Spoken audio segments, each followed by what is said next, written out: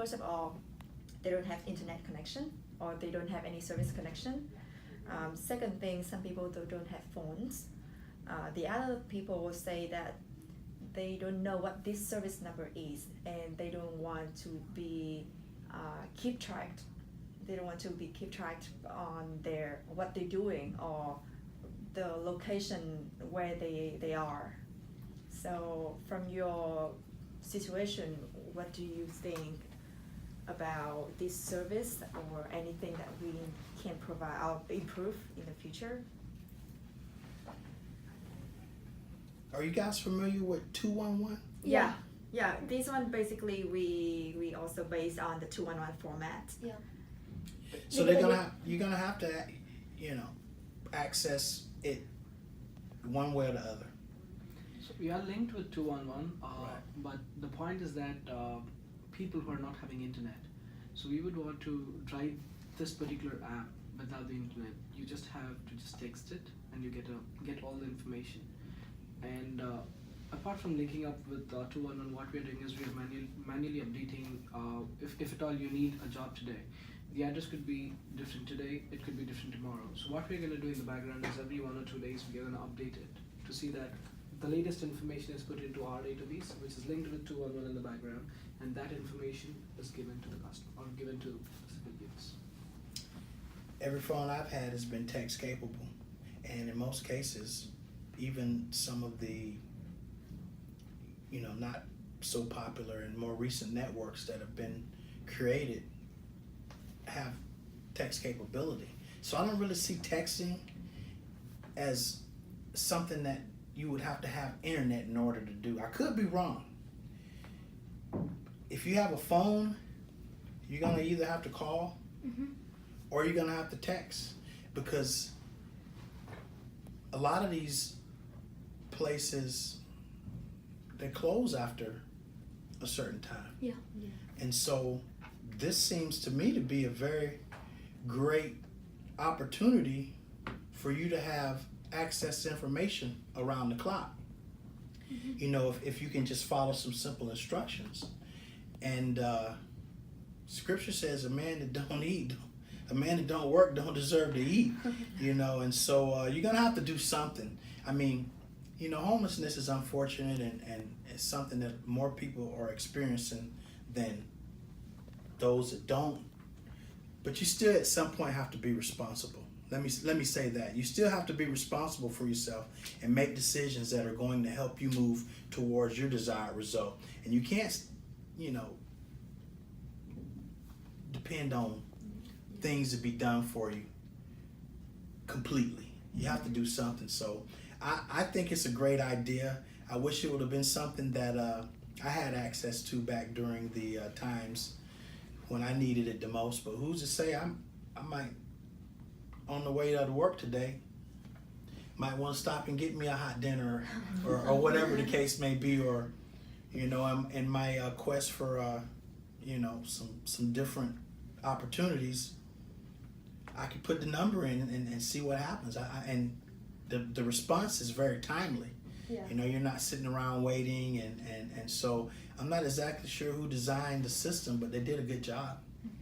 I think it's very innovative. One of the first classes I took in the leadership program here at City U was Thought Leadership, and it talked about how you had or needed to elevate your mind and its creativeness to come up with ideas that are a little bit off the grid versus those that are more traditional. And this is pretty good. I'm not sure if I've came across a program like this, so I'm pretty impressed with you guys. Like I said, I had never heard of Enactus, almost like I hadn't heard of the annual campaign before I became an intern at DeWitt. I had been a member for over 20 years, and so I was like, man, where have I been? And so even though I have not up until recently heard of you guys' your organization, I think it's great. And to be honest, had I known about it when I first started at City University of Seattle, I probably would have tried to get involved in some way. Yeah. Yeah. It's a But I great- think now I'm still kind of making a contribution. Do y'all agree? Yeah, it's a great conversation. Okay, great, Yeah, great. great. Then I accept that. I accept that. Yeah, due to the distance between two campuses are Right. a little bit hard for us. But Yeah. I think after today, we really had to consider that we need to come down here more because we're still under one roof. Yes, we are. Yeah. So And we can definitely use your services down here in Tacoma. This is like the homeless hub. Okay. You walk 2 blocks up, you're right there in the mix of the same population that you would be if you was on 4th or 5th Ave in Seattle. And so, I think everybody deserves a chance. And the only thing we can do is put forth a valiant effort and try and come together as thinkers to try and figure out what possibly we can do. So if I may ask, what have we decided today is going to be the best insight for maybe helping individuals become sustainable this experience in homelessness? What do you think? Absolutely. It's a great. I have no words to be very precise because our main motto is to see that even we could do that, to see that how could, not completely eradicating it, but yeah, at least reducing the percentage of people experiencing it. At least to get them a food or shelter. There we go. That's what I'm looking for right there. Once you come to a meeting of the minds, there has to be something that you can focus on. And so we have the what? Got the wristband. Yeah. You have some connections, some resources with MCC to where they have places that people can go. So you're tracking, you're doing good. And now we got to come up with the, The phone. Yeah. there you go. And then after that, then you move to the next stage of what you think is best, because each time it gets broken down differently because everybody's situation is not the same. But I believe that the 3 things that we discussed are probably the best direction to move into, to hopefully start trying to chip away at this. So let's say let's put in the scenario that if you were one of our team members in this project, how could you advertise this service to homeless people? How to promote is more. Yeah. To be honest, if I was a team member, my how do you say that? My plea or my cause would be to those that have the resources. You don't have to sell homeless people on the fact that they need help. What we have to do is we have to create enough emotion amongst those that have the resources so that when we do go out in the streets, we're not coming empty-handed. We can come and say, hey, here you go. Yeah. This is a phone.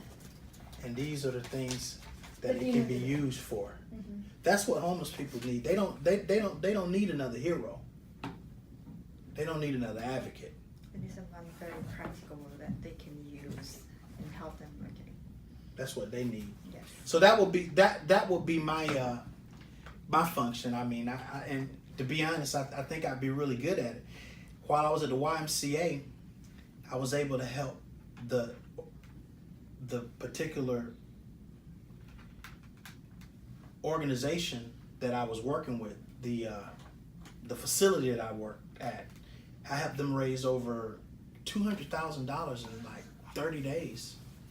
And then as a result of that success that we had collectively, I was selected for their staff rally to be a keynote speaker.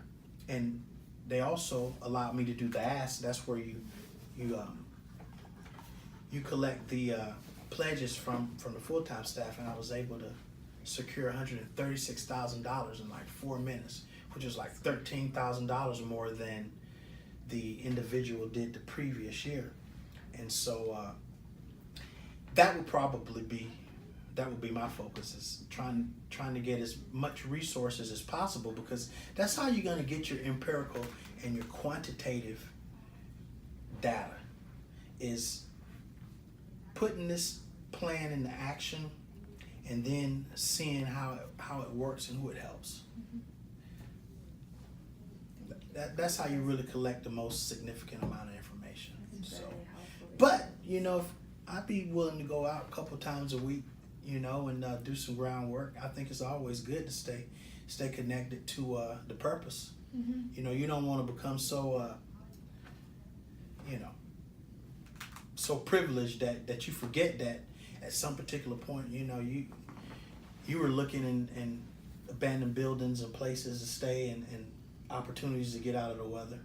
So I think it's good to stay connected, and I'm going to make a commitment at least a couple of times a year, you know, to get out and be involved and take a grassroots approach.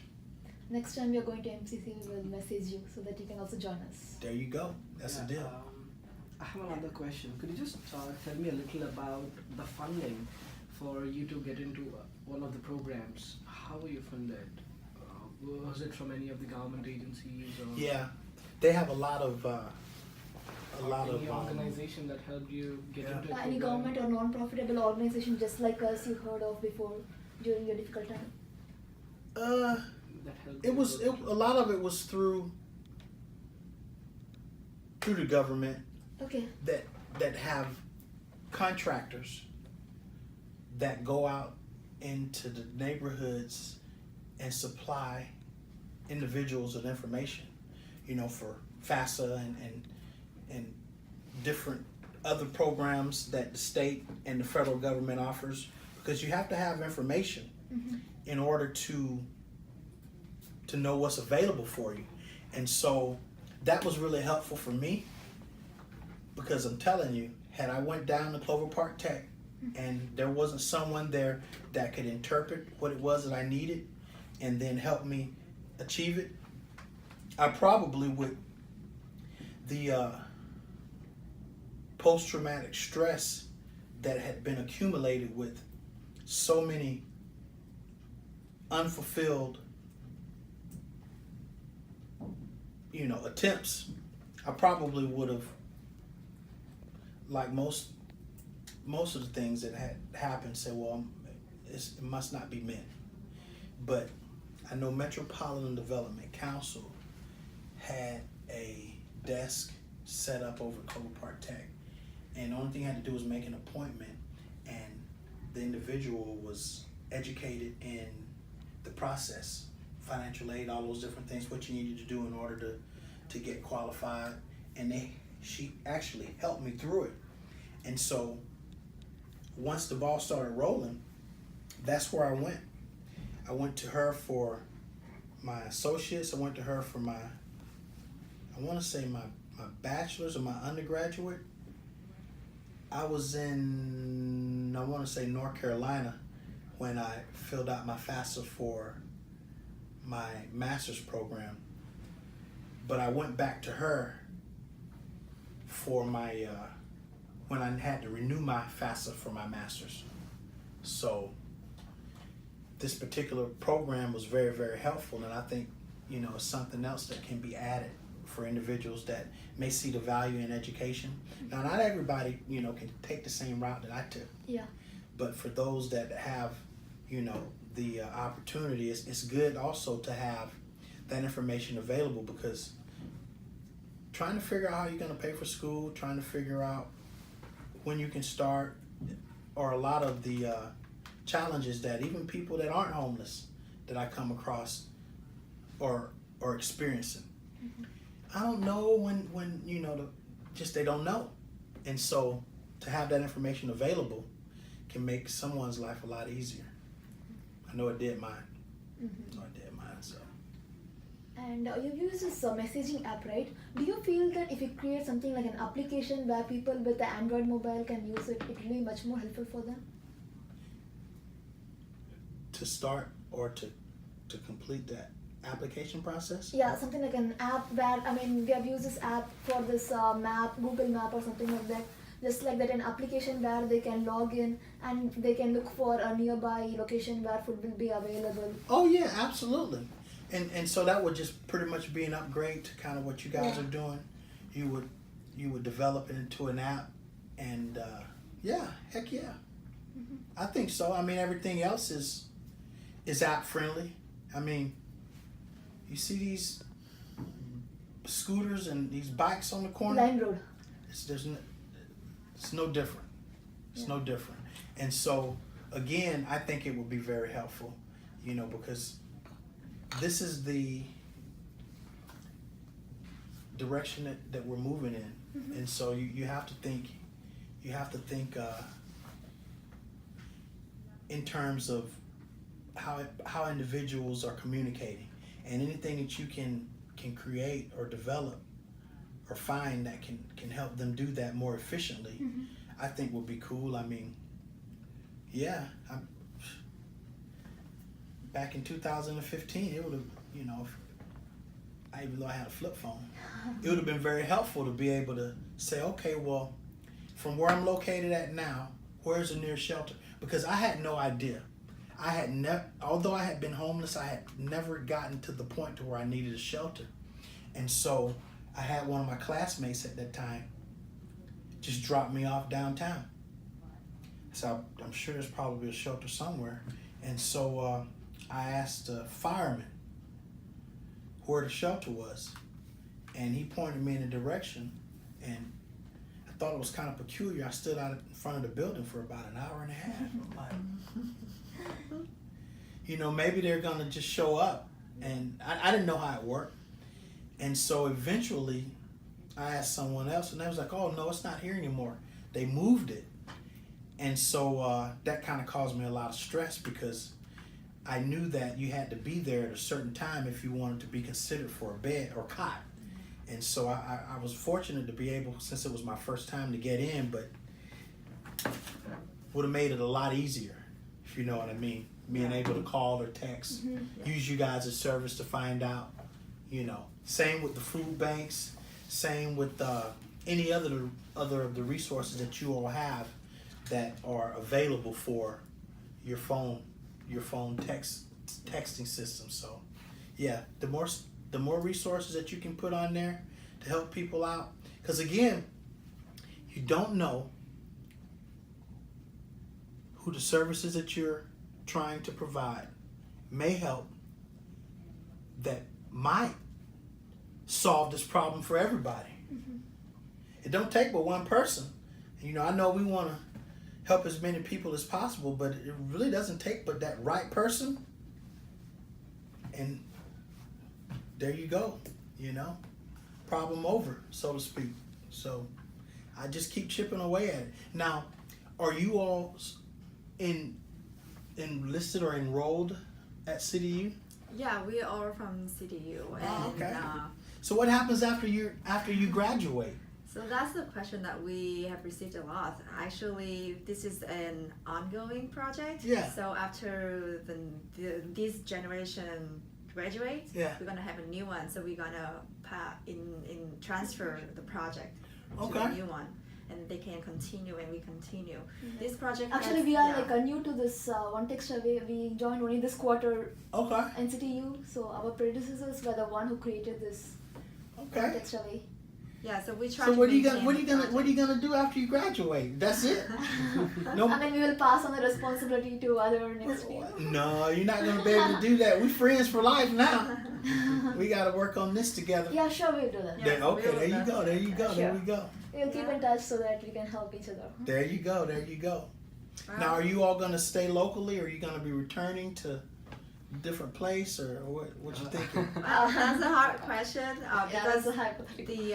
I don't know if you have been to the CityU Seattle campus. I have. But that campus, we have a lot of international students. Okay. Yeah, so we are all international students. Yeah. We are coming from different countries. Okay. And the Enactus team is very diverse.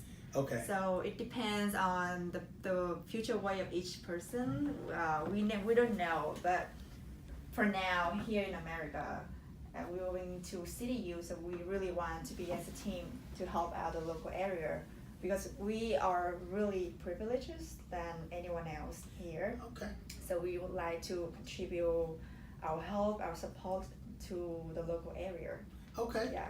Now, where are you from, if you don't mind me asking? So I'm from Vietnam. Vietnam. Okay. How Yes. about India. you? India. Okay. India.